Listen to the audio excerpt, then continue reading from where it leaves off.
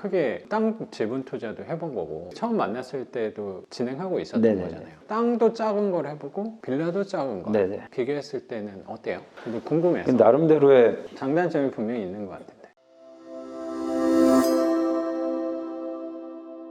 판사님이 이렇게 얘기를 한 거는 행정처분이기 때문에 무슨 사정이 있던 간에 니네들은 측량을 해야 된다. 근데 그게 제가 전화를 시청에다 해보고 국토정보공사에다가 이제 전화를 해보고 나서 알게 된 거예요. 그분들도 굉장히 난감해진 상태인 거죠. 측량이 안 되는 땅인데 그분들이 그렇게 얘기를 하니까 그러면은 지분권자들이 동의를 한다는 가정하에 측량을 해야겠다. 그 동의란 뭐냐면은 이 땅에 대해서 누구도 책임을 묻지 않겠다. 증감이 될 수가 있는 거거든요. 지적재소 조사가 들어갔을 경우에. 당연히 저는 동의할 수 없는 부분이었지만 이분들은 저에게 동의를 받지 않고 측량을 하려고 하셨던 거죠. 판사님께 의견서를 내고 하고 쉽지 않네. 안에서 나오는 스토리 중에 할 수 있는 건 다 했던 것 같아요. 뭐든 나올 수 있는 상황은 그래도 꽤 많이 나왔던 것 같아요. 그러면서 변론도 3차, 4차까지 계속 하고 있고. 그것도 직접 하고 있는 거예요. 네네네. 이것도 다 경험이라. 맞아.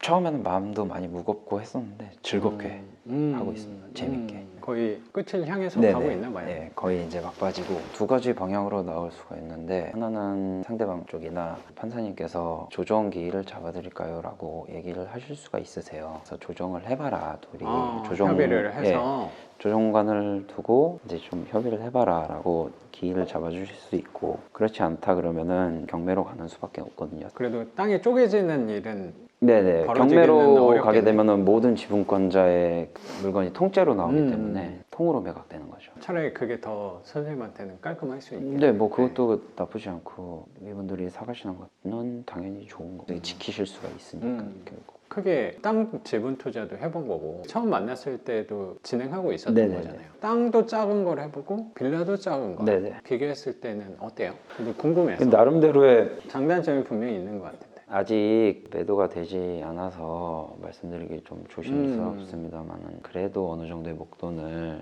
집을 수 있다는 장점이 있는 반면에 마음고생이 심하다면 심하죠. 저는 이제 한번 해봤으니까 지나고 나니 별거 아니구나 라고 생각이 들지만 어쨌든 소송이라는 게 당연히 당하시는 분은 더 크겠지만 하는 입장에서는 누구나 무거울 수밖에 없으니까요. 그럴 것 같아요. 그리고 또 여기 같은 경우에도 제가 아직 세를 받는다거나 하지는 않았지만 벌써부터 좀 마음이 편해요. 안정적이기도 하고. 빌라는? 네, 이제 사실 여기서는 크게 걱정이 안 된다. 그러니까 앞으로 또 어떤 재미있는 일, 어려운 일이 발생할지는 모르겠지만 어쨌든 해결 가능하다는 건 알고 있기 때문에 좀 마음이 편하달까? 그런 게 있어요. 그래서 나름대로 포트폴리오를 구상을 해놓은 거는 계속해서 빌라를 낙찰을 받기 위해서 지분 투자를 멈추지 않는다라는 원칙을 좀 정해놨거든요.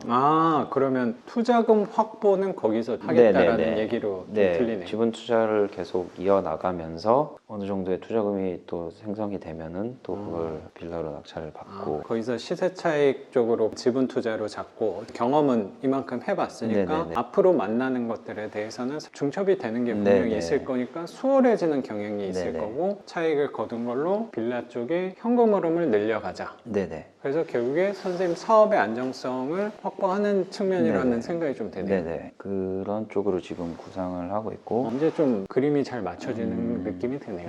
그간은 사실 지분 투자를 집 쪽으로는 하지를 못했었어요. 주거 지역은 무주택을 너무 허탈하게 포기해버리는 것 같은 느낌이라서 지분 투자를 주택으로는 하지 못했지만 이제는 주택도 가능하다고 생각이 되고 또 제가 제조업에 있다 보니까 공장이라든지 지식산업센터를 그래도 일반인들보다는 많이 돌아다닐 수밖에 없잖아요. 그래서 공장 부지라든지 이런 쪽에는 많이 보고 있는 편이긴 한데 경계를 두지 않고 해볼 생각입니다. 지분이 아무래도 소액 적으로 할 수 있다 보니까. 그렇죠. 그리고 분명히 경쟁력이 있다고 생각하는 네네. 게 확실히 사람들이 보는 숫자가 적으니까 네네. 그 안에서 선생님의 포지션을 또 잡을 수 있을 네. 것 같다는 생각이 좀 드네요. 항상 저는 교육생분들한테 그리고 저는 이 시청자분들한테도 말씀드리고 싶은 게 정확히 저는 그런 부분인 것 같아요. 제가 타이틀을 반지하라고 하니까 꼭 반지하만 해야 된다로 오해하시는 분들이 네. 있는데 저는 결국에 자기만의 반지하를 찾는 과정을 네네. 제 영상이나 아니면 수업에서 보탬이 되고 싶다는 생각이 있거든요. 네. 포지션을 선생님 색깔 평가를 잘 취하고 계신다는 생각이 좀 드네요. 그렇게 하려고 노력하는 중이죠.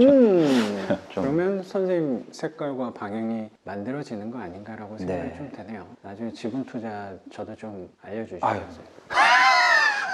가격 면에서 네, 분명히 네. 저렴하게 살 수 있는 기회가 있으니까. 사실 저도 뭐 계략적으로 내용은 알지만 엄두를 잘 못 내요. 저도 어떻게 보면 해보지 않은 부분이다 보니까 두렵다는 생각도 네. 조금 있거든요. 사실 최근에 폐차를 몇 번을 하기는 했는데 굉장히 놀라웠던 것 중에 하나는 아파트라든지 이런 주거용 쪽에서는 계속해서 유찰이 되고 있고 낙찰 비율이 떨어진 추세잖아요. 근데 이런 지분 투자 쪽이라든지 임야, 묘지 이런 쪽은 어마어마하게 늘었어요. 그래서 최근에 제가 갔던 입찰에서는 44명이 붙었어요.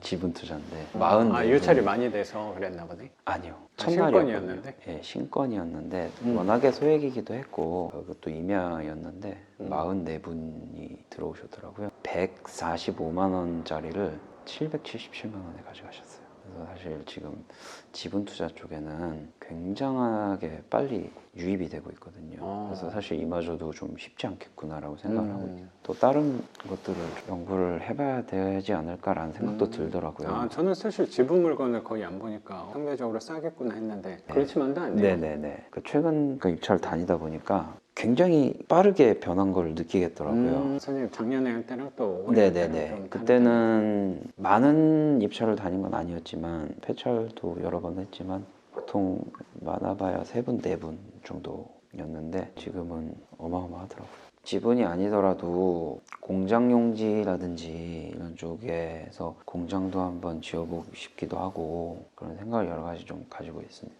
그래요. 선생님 정도의 스케일이라면 금방 건물 짓고 있을 것 같은 느낌이 아니요, 그 정도는 아니고요.